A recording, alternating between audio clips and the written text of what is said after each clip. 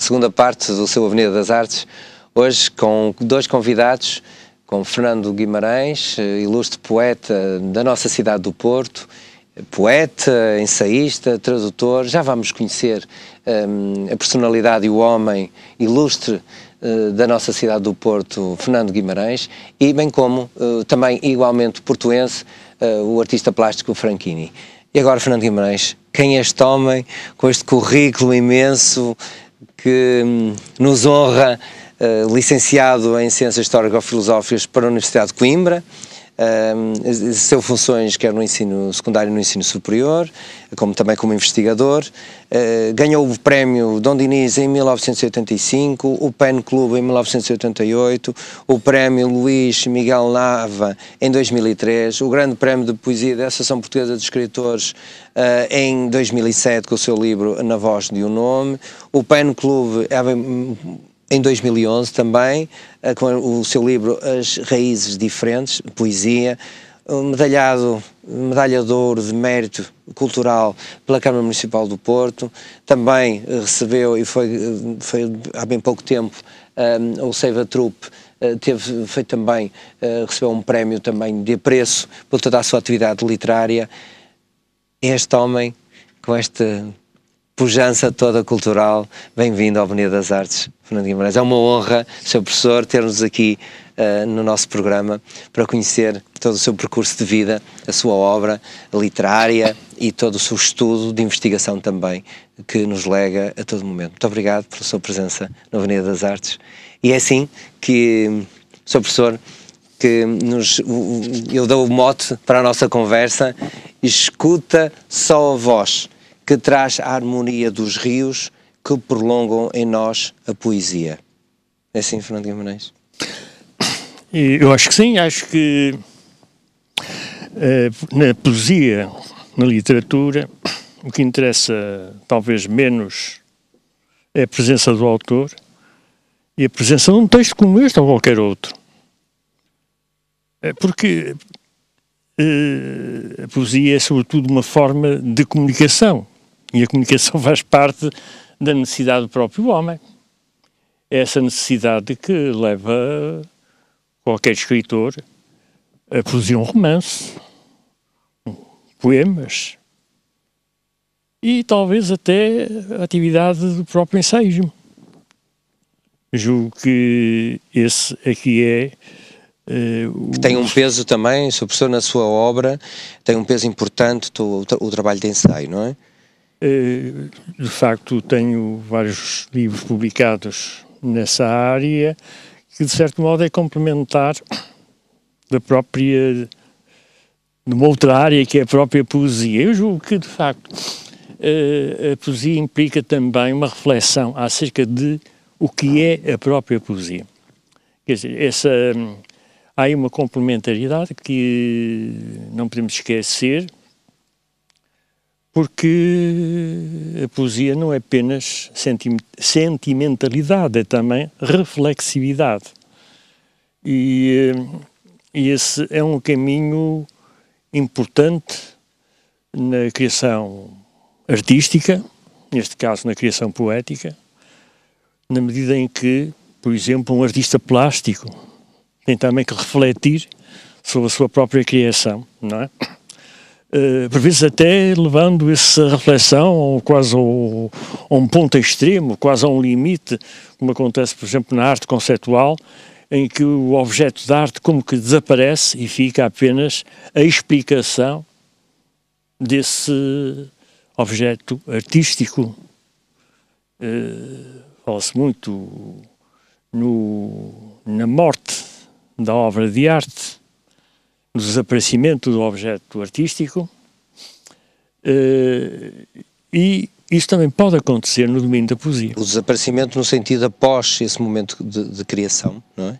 É quase como um largar o objeto que ele assume pelo seu próprio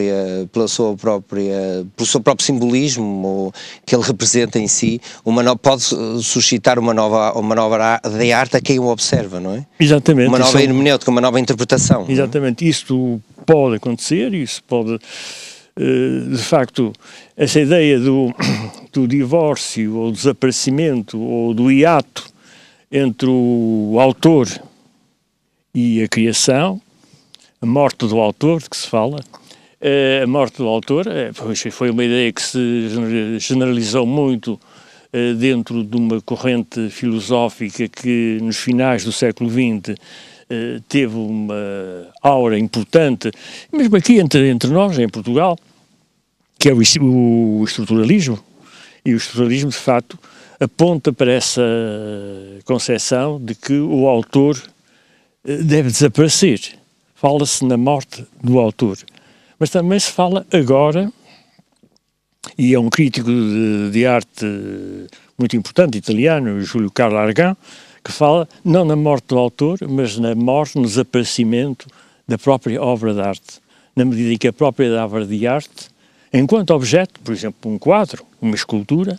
Ou até uma poesia, Sim, acaba por ser substituído pela explicação, pela conceptualização... Cada um assenta o a ver. Exatamente. Não é?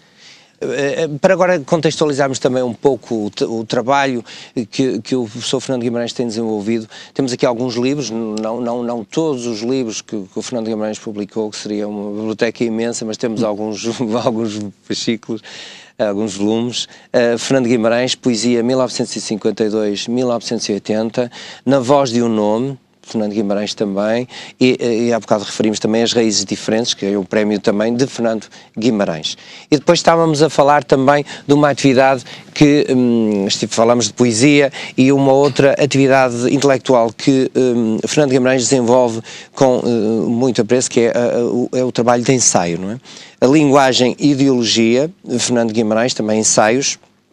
História do Pensamento Estético em Portugal, um fascículo que nós na preparação desta entrevista referimos, e eu refiro também como uma obra notável sobre o estudo da estética em Portugal. Há poucas obras, ou quase nenhumas, sobre a estética de Portugal. Esta obra do Fernando Guimarães é de referência para quem estuda a estética, quem está ligado às artes plásticas ou à literatura em geral. É uma obra fundamental e a rever.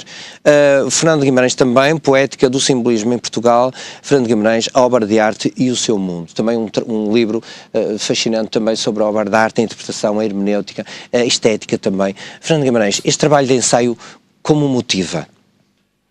Precisamente a criação poética leva-nos a refletir sobre o sentido, a criação artística leva-nos a refletir sobre o sentido que tem esse ato criativo, não é? Esse ato criativo. E essa criação artística é qualquer coisa de insólito, porque a linguagem revestir-se de formas como, por exemplo, as de um poema, as de um quadro, as de uma composição musical. Quer dizer, importa refletir sobre isso, e é essa tentativa de encontrar possíveis explicações que me levou, de facto, a interessar pelo ensaio no campo, sobretudo, da poesia e das artes plásticas. Também, para além do ensaio, da poesia, do ensaio, também o trabalho de Fernando Guimarães sobre também no campo da tradução. Temos aqui poesia romântica inglesa. Traduzir poesia não é fácil. É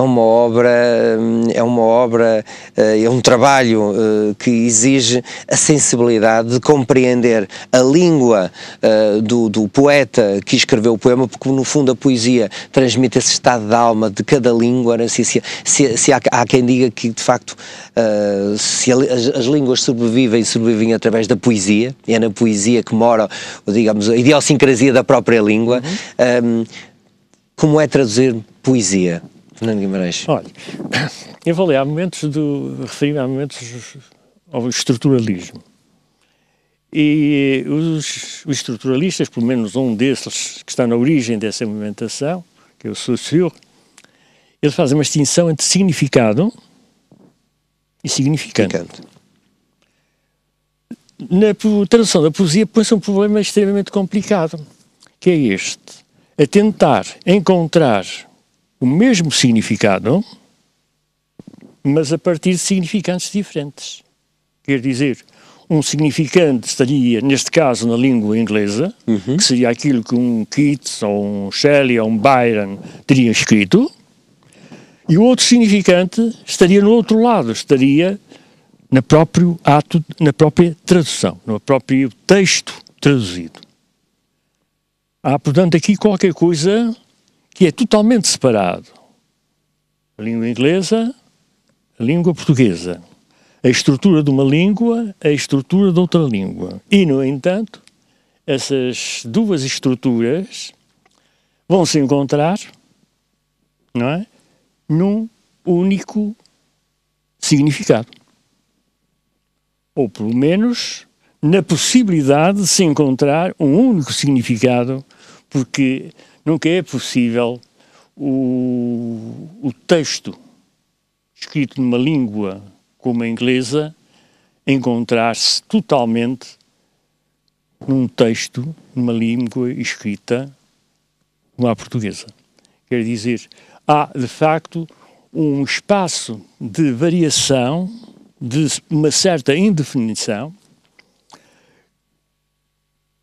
na procura desses significados que estão a flutuar em línguas diferentes. Fernando Guimarães, mas uma coisa que nos coloca é que se esses significantes são as tais imagens acústicas ou visuais que há aqui em Portugal, que há em Inglaterra, mas depois há uma geografia diferente, há uns cheiros diferentes, há uma vivência diferente, apesar do significado poder representar, ser o mesmo, a vivência talvez pela atmosfera do país, da temperatura, do clima, e depois as cores, porque também os cromatismos que nos alteram também, as vivências, de facto esses significantes, essas imagens acústicas ou visuais, depois transmitidas na língua, é que na tradução é preciso captar a tal idiosincrasia de cada povo, não é?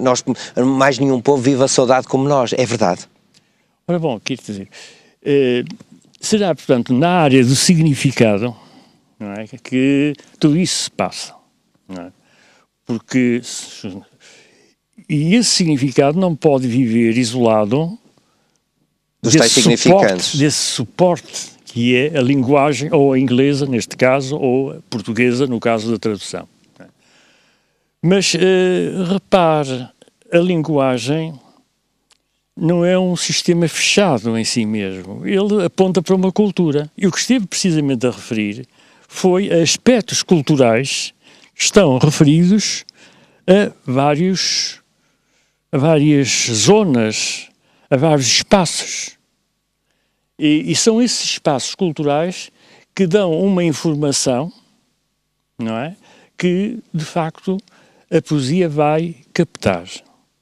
Por exemplo, um quadro de um pintor do Renascimento conta necessariamente com uma cultura, que é a cultura do Renascimento.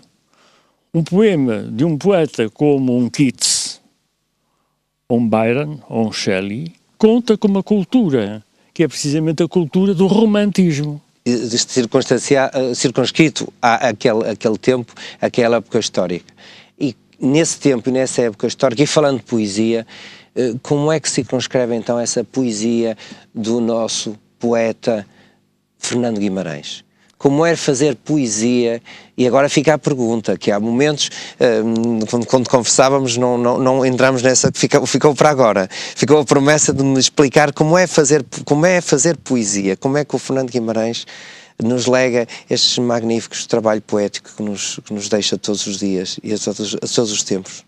Bem, eu tenho por princípio não falar da minha poesia, mas falar só da poesia. Hein? Da poesia, só da poesia. Quer dizer, pois precisamente a poesia nasce dessa necessidade de comunicação. Por vezes julga-se que a poesia está muito ligada à sentimentalidade, às emoções, aos afetos. Há, portanto, a tendência para focar a poesia no lirismo, e é um bom caminho. Mas esse caminho pode estar errado se conduzir a uma sobrevalorização desses fatores sentimentais, emocionais, afetivos. Essa emocionalidade, essa afetividade tem que ser corrigida, tem que ser equilibrada pela própria capacidade de construção da linguagem poética. E essa construção resulta de, quando se considera um sentimento, fazê-lo jogar com uma ideia. Isto é, nós sentimos pensando. Nós pensando sentimos. Foi uma ideia que vem já de longe. Já o Oliveira Martins, há momentos falou-se aqui em Oliveira Martins, salvo erro, já o Oliveira Martins dizia que Antero de Quental era um poeta que pensava sentindo e que sentia pensando. Isso surge também no Fernando Pessoa, não é? Quando ele fala na complexidade. Repara, o lirismo pretende ser uma poesia imediata. Se é uma poesia imediata, não é complexa. Uhum. Não é? Ora, essa complexidade que Fernando Pessoa considera como essencial para a poesia, essa complexidade, o que é? É precisamente a emocionalização de uma ideia ou a intelectualização de um sentimento, de uma emoção. Precisamente aquela ideia que, no fundo, já vinha do próprio Oliveira Martins, quando falava em Antero de Quental. E é uma ideia que, de certo modo, fundamenta realmente aquilo que nós podemos chamar a poesia moderna. Não é? A poesia moderna, em que, de facto, se considera que a poesia é, efetivamente, uma necessidade de simbolizar uma realidade através dessa intelectualização de uma emoção e de uma emocionalização de uma ideia. Senhor professor, e agora, pela sua experiência longa e larga, nessa estrada larga que é o ensino também, eu deixava-lhe uma última pergunta para refletir connosco. Como é que vê o ensino em Portugal, a educação dos jovens, dos estudantes hoje em Portugal? Porque vivemos momentos complexos, sociais, económicos, políticos, e as alterações que constantemente se vão processando não o incomodam, não desanimam, ou pelo contrário dão-lhe força para continuar a escrever, para continuar a nos legar esses ensaios reflexivos e profundos com que trabalha.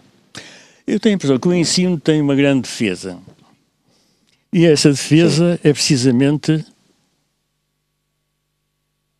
a que está no próprio professor. Portanto, professor, se tiver uma atividade autêntica, ele consegue vencer e ultrapassar todas as dificuldades que não são só de agora, que são de sempre. Não é? Se nós considerarmos a história da educação através dos tempos, desde os gregos, os romanos, a Idade Média, o que seria uma escola, por exemplo, na Idade Média? Qual seria, por exemplo, a participação dos alunos numa escola que era de cadeira e que era catedrática? Não é? E por aí fora, julgo que a única certeza está precisamente nesse fator humano, que é o próprio professor. Ele é que pode fazer a qualidade do ensino.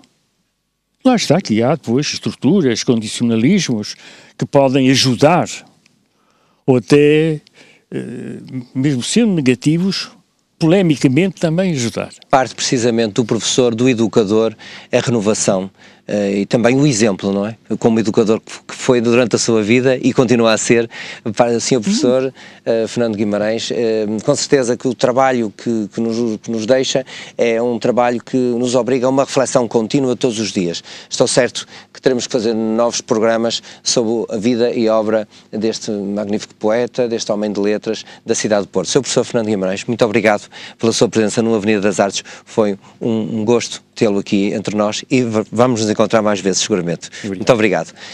Vamos então passar um momento musical antes de ir ao nosso segundo convidado, Franchini, artista plástico, com Rui Namora, num trecho musical que vamos ouvir de seguida.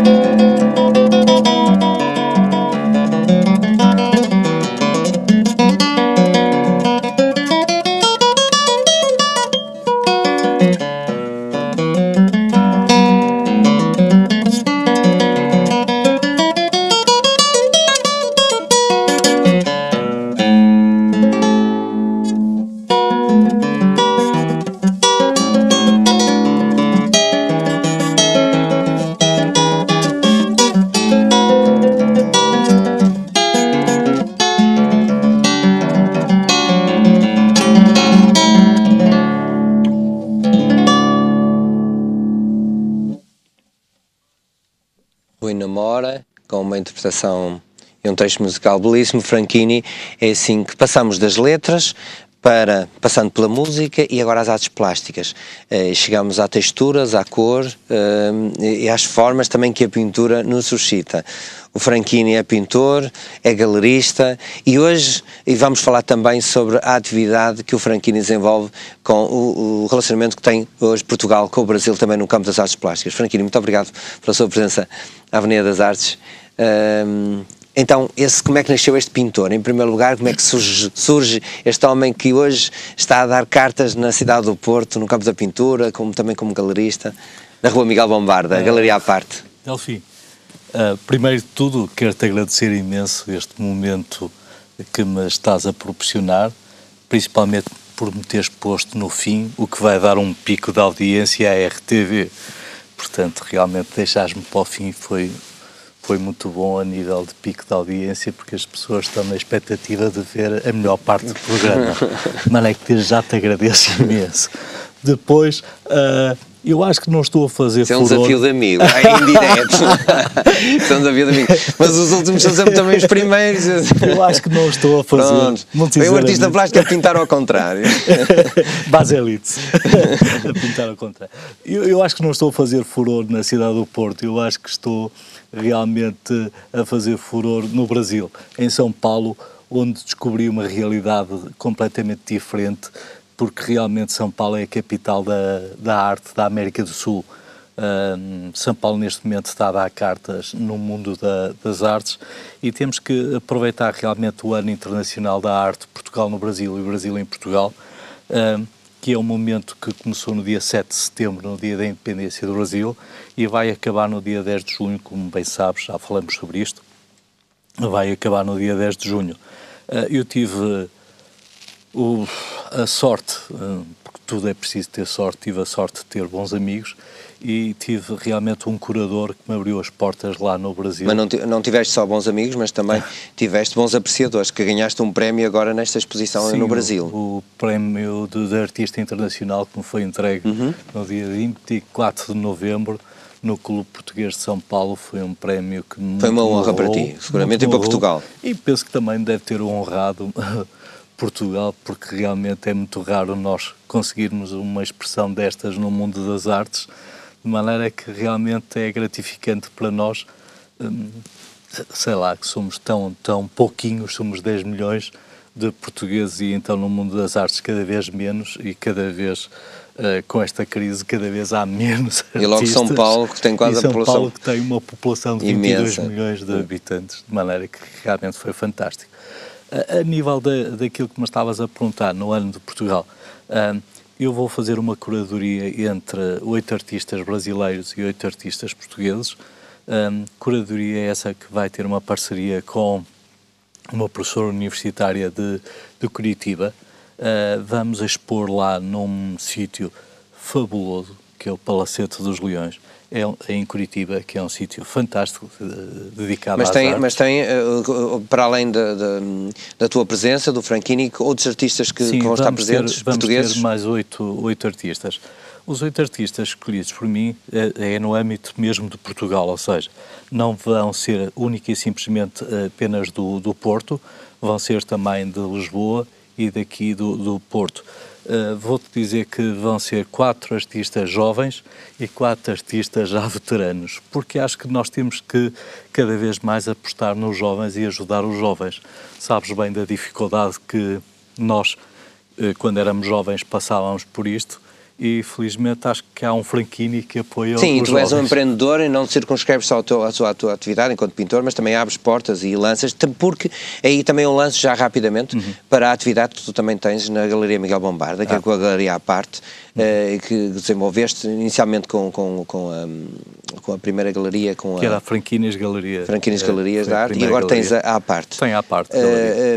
Esse trabalho que tens tido com os artistas portugueses, para além de seres um artista também, mas com outros artistas portugueses e estrangeiros que têm passado também pela parte.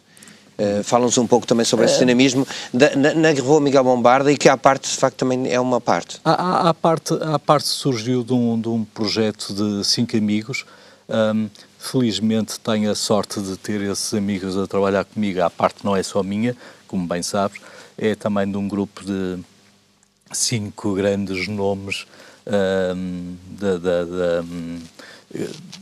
4 grandes nomes daqui da cidade do Porto, do meio empresarial, mas com um gosto em comum, todos gostam da arte. Que gostam da arte.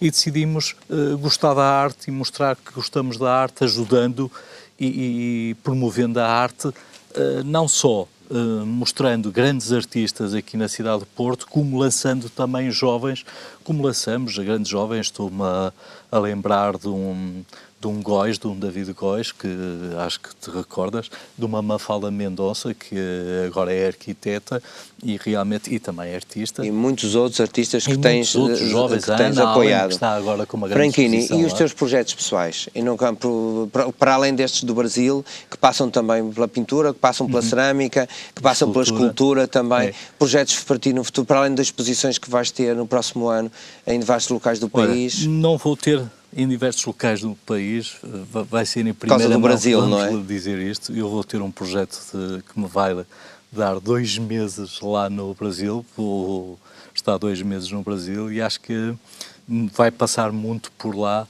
neste momento, pelo Brasil, a minha vida profissional artística, porque realmente acho que temos que aproveitar as dicas que nós recebemos do Sr. Primeiro-Ministro, que é: vamos lá para fora. E temos mesmo que ir lá para fora. Uma internacionalização. Franchini, olha, foi um gosto imenso ter-te aqui na Avenida das Artes. Muito obrigado. Vamos acompanhando o trabalho que é feito por ti e pelos artistas que apoias na parte, e vamos também saber os resultados deste trabalho diplomático que estás a fazer nas artes com o Brasil. Vamos, seus telespectadores, passar para a nossa agenda cultural. agradecendo a sua presença em mais um programa da Avenida das Artes. Esta Avenida das Artes, onde a cultura se vê e se revê na sua RTV. Até ao próximo programa. Muito obrigado por ter estado aí, aqui também e aí connosco. Bem-ajam.